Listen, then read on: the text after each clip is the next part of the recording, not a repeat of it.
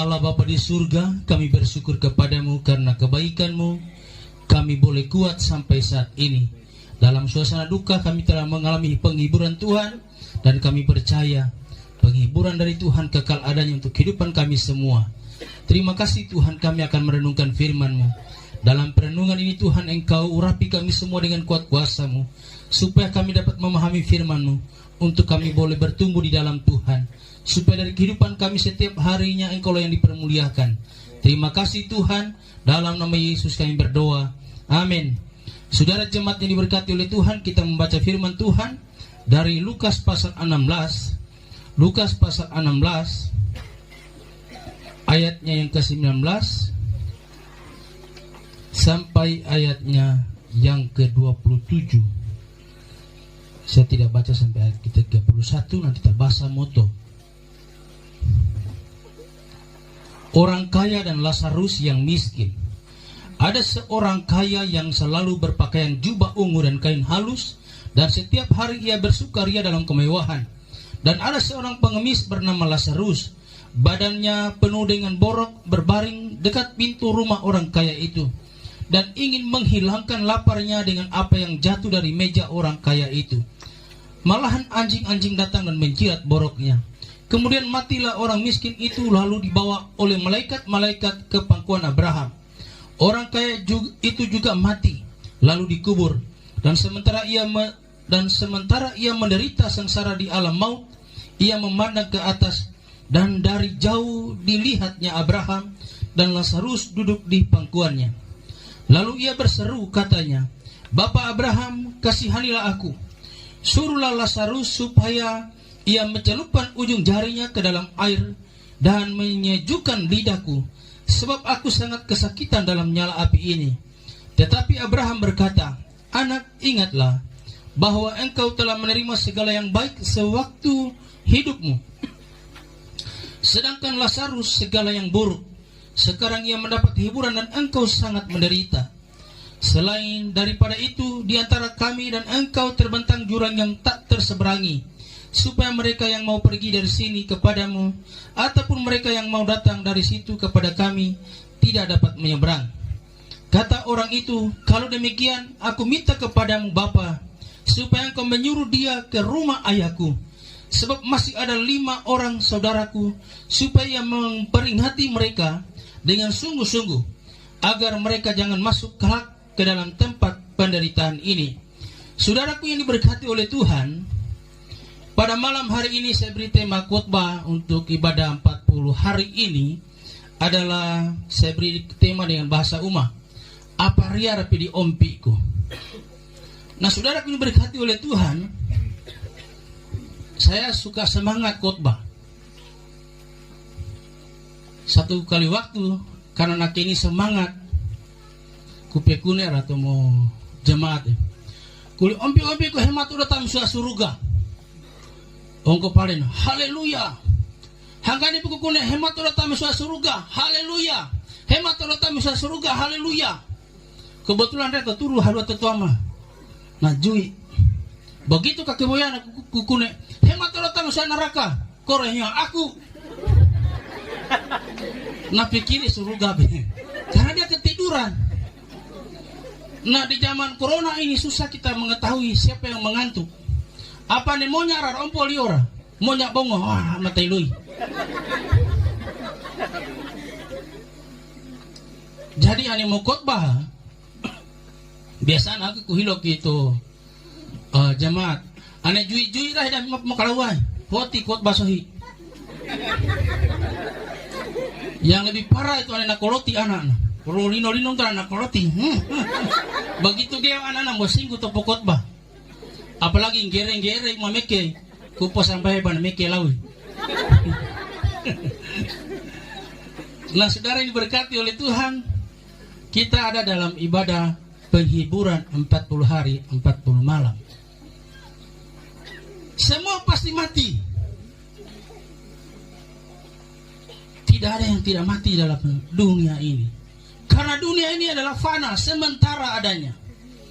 Dan dalam hidup ini, tolu nyala itu biasa kita usahana. tombokeni tanelo mate tolu nyala. Hanyalah harta ta. Tetapi bago ki butuh eona sampai mau kita tonu gampara mau pagoncu.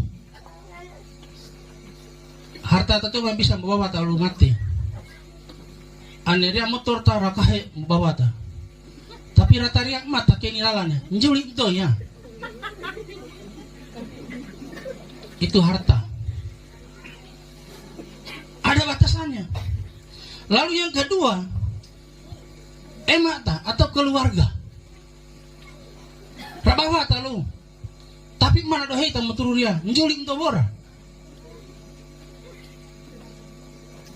Dan yang ketiga itu adalah buah iman. Bagaimana kita hidup di dunia yang fana ini, maka itulah yang akan mengantar kita sampai ke liang lahat, sampai kepada menghadap Bapa di surga. Karena buah iman ini penting.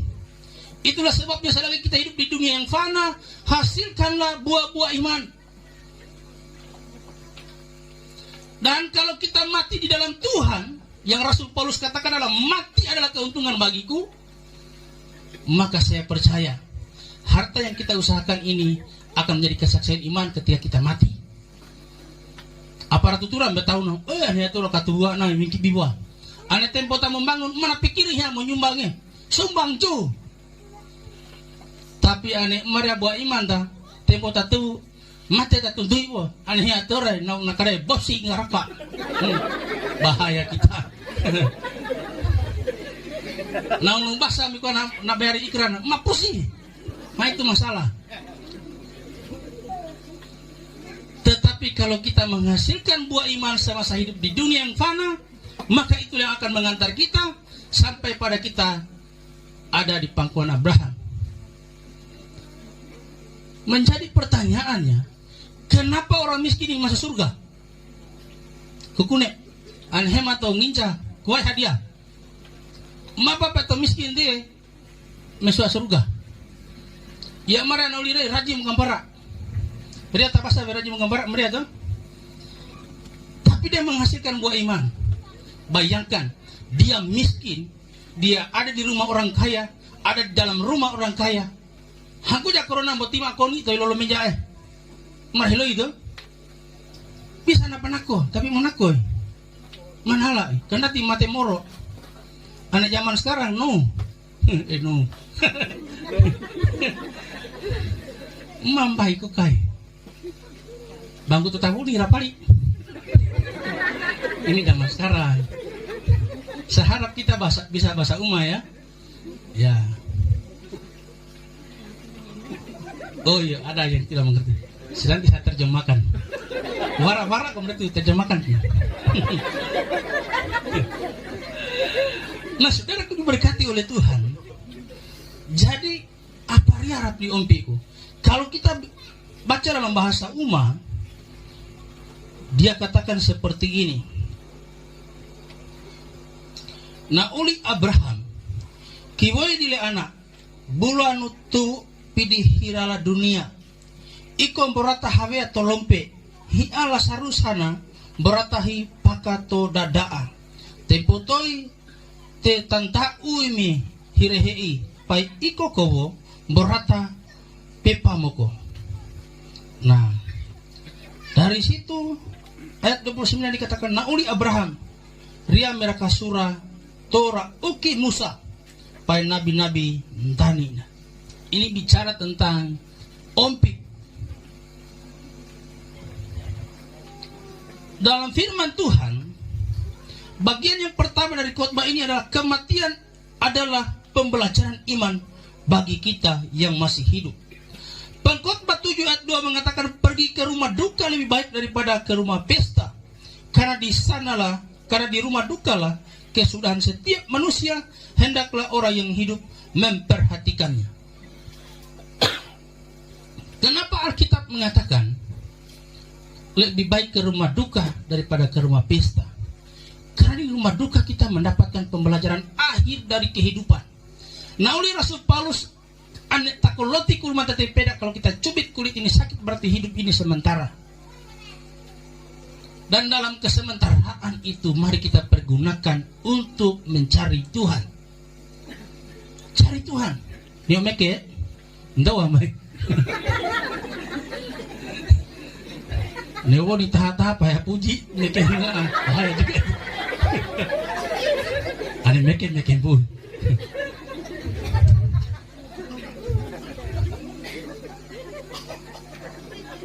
Jadi memang penting belajar ibadah itu penting. Karena di rumah duka kita bisa mendapatkan segala pembelajaran iman. Lalu pada ayat yang keempat dikatakan dari kitab Pengkhotbah pasal 7, orang berhikmat senang berada di rumah duka, tetapi orang bodoh senang berada di rumah tempat bersukaria. Tapi yang di zaman sekarang dia berubah,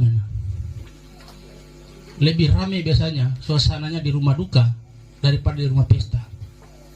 Tapi akhirnya mah kunjai. Tapi saya beberapa kali melayani di beberapa koros sampai mah kunare mah satu koros lagi. Sebentar tori mah. Kami biasa narapoda. Itulah sebabnya aku mau khotbah, saya suka ambil gambar.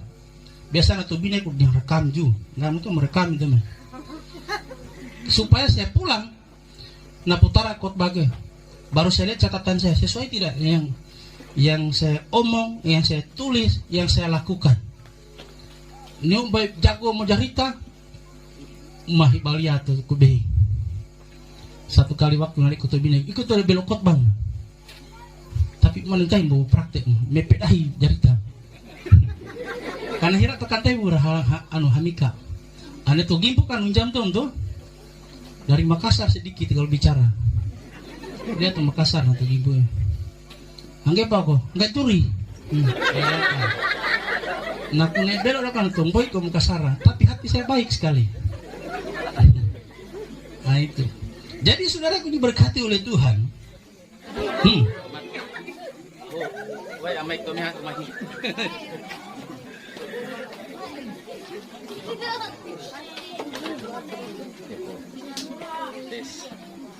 Satu dua, Pak Muni. Satu. Bangun. Sudah. Tes. Halo. Ya.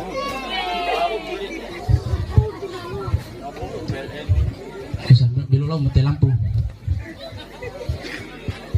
Bagus. Ake to bidang ko na dia yang no hai kan. Karena aku biasa marah protes sih, hanya mau khotbah. Harus siap mau kontrol dah. Karena ada marah kontrol tambah. Maunya aram tu pepe tay, mau cari tam tunggu ikut. Karena khotbah ibarat kita butuh air di gelas. Gelasnya sekecil, lalu kita tuang terus meluapek pada guna. Jadi saudaraku diberkati oleh Tuhan. Kematian adalah pembelajaran bagi kita yang masih hidup. Sesuai dengan pernyataan kitab Pengkhotbah pasal 7. Lalu yang kedua saudara, kematian adalah jalan untuk memperoleh akhir dari kehidupan yang sesungguhnya. Jadi ketika kita ada di rumah Tuhan, mari kita menyadari diri kita. Pasti saya ke sana. Apa itu tadi mau? Aku udah bayangkan itu aku foto gue. Apa kita aja mah. Kita yang masih hidup kita belajar, pasti kita ke sana. Kalau saya ke sana kira-kira di mana saya punya posisi? Apa yang saya sudah kerjakan selama hidup di dunia ini? Apakah saya sudah menghasilkan buah iman dari keyakinan saya?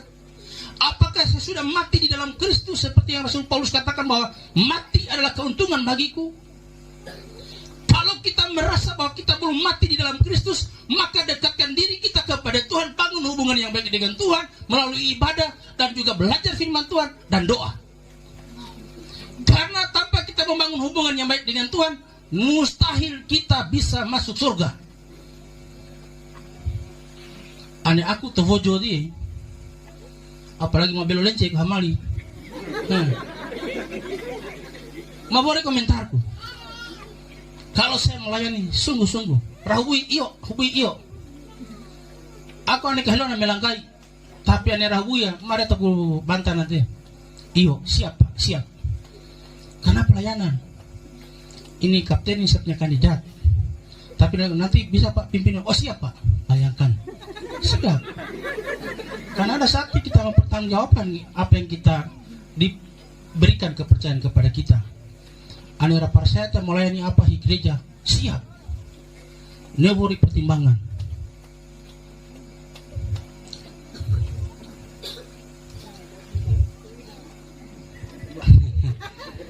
Baiklah, kupuat ya apa nak? Kok deh bang? Apa nih corona teh haja apa tak menggambarnya? Ini mahai, ada batasannya. Melabi agak haja kita melanggar aturan protokol kesehatan. Tuhan Yesus memberkati kita. Mari kita berdoa. Ya Allah Bapa di dalam kerajaan surga, kami memuji Engkau Tuhan karena Engkau baik. Meteraikanlah firman Tuhan untuk kehidupan umat-umat Tuhan yang sudah mendengar firman pada malam hari ini, supaya kami semakin dekat kepada Tuhan dan dapat membangun hubungan yang baik dengan Tuhan. Dan dengan demikian kami boleh menghasilkan buah-buah iman untuk kemuliaan bagi nama Tuhan dan berkat bagi keluarga kami, pribadi lepas pribadi, bahkan pelayanan Tuhan dimanapun kami berada. Terima kasih Tuhan untuk semua kebaikan-Mu. Dimuliakanlah Engkau. Dalam nama Yesus kami berdoa. Amin.